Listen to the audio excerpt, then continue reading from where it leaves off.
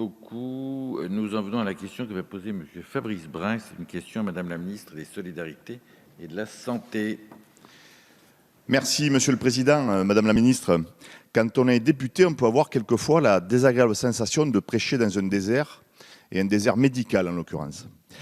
Et ce risque se pose avec une acuité toute particulière en Ardèche, 330 000 habitants, seul département de France de cette importance qui ne dispose pas d'hôpital support dans le cadre d'un GHT, d'un groupement hospitalier de territoire.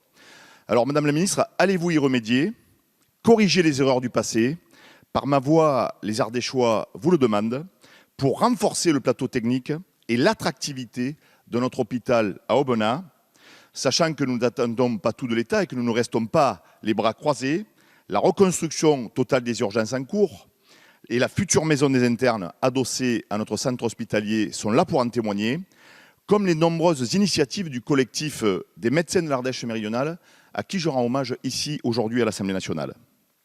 Mais une autre question est sur toutes les lèvres des habitants de Saint-Ciergue-en-Montagne, de Burzet, de Valgorge, de Saint-Étienne-de-Fontbellon et d'ailleurs. Combien de temps notre système de santé pourra-t-il tenir sans réguler l'installation de médecins? Et je parle de médecins généralistes et des médecins spécialistes.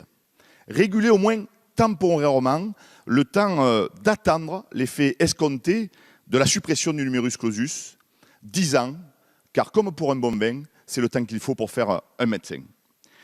Alors certes, vous allez me dire que tout est fait pour faciliter l'exercice regroupé de la médecine. Et à cet égard, il faut rendre hommage à l'action des maires et des élus locaux, rendre hommage aussi à nos pompiers, nos infirmières, nos agents hospitaliers qui tiennent parfois le système à bout de bras.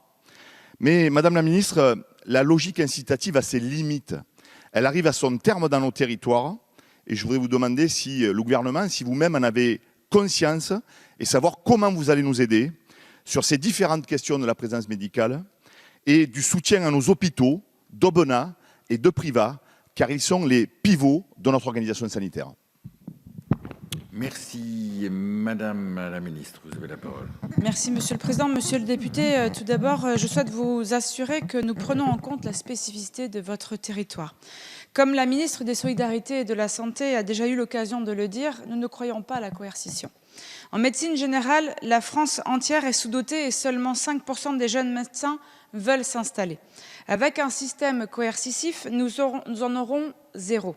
Nous défendons des mesures incitatives et l'objectif de Ma Santé 2022, des différentes mesures du plan d'accès aux soins est justement de conduire les jeunes médecins à s'installer en connaissant les territoires et la patientèle.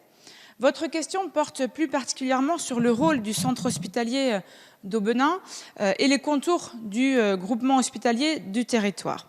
Des travaux sont actuellement menés en vue de publier d'ici l'été une ordonnance et un décret sur la gouvernance des hôpitaux et de ces GHT. Il y aura des éléments en particulier sur les conditions d'application de l'article 37 de la loi de transformation du système de santé, créant des commissions médicales de groupement. Les textes doivent préciser la composition et les règles de fonctionnement de ces nouvelles instances ainsi que les matières sur lesquelles elles seront consultées. La mise en place des commissions médicales de groupement devrait être effective au plus tard le 1er janvier 2021. À la suite de la publication de ces textes et des modifications qu'ils entraîneront, il appartiendra à l'ARS Auvergne-Rhône-Alpes de considérer les effets possibles de ces modifications sur le fonctionnement des GHT, de procéder à une éventuelle révision des contours de ces groupements et donc du GHT du Sud Drôme-Ardèche. Je vous remercie. Monsieur Brun, en réponse. Merci Madame la Ministre.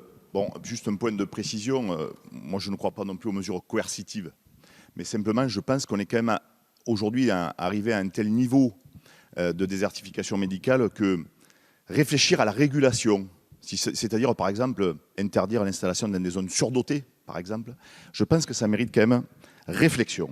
Mais je voudrais vous remercier vraiment pour votre réponse et vous inviter vraiment à appréhender avec l'ARS Auvergne-Rhône-Alpes la réalité de notre bassin de santé.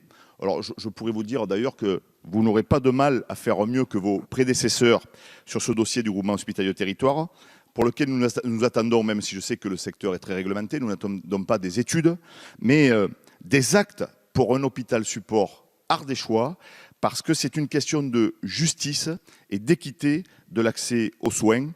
Et pendant que nous avons cet échange privilégié, Madame la Ministre, je voudrais juste dire un mot sur la télémédecine pour dire que c'est un complément intéressant et important, mais qu'il faut peut-être apporter un léger bémol à l'enthousiasme qui entoure la télémédecine, parce que c'est certes un plus technologique appréciable, mais qui ne saurait remplacer la dimension humaine et sociale de la médecine, que je sais que vous défendez avec conviction. Rien ne remplacera jamais nos médecins sur le terrain. Je vous remercie. Merci.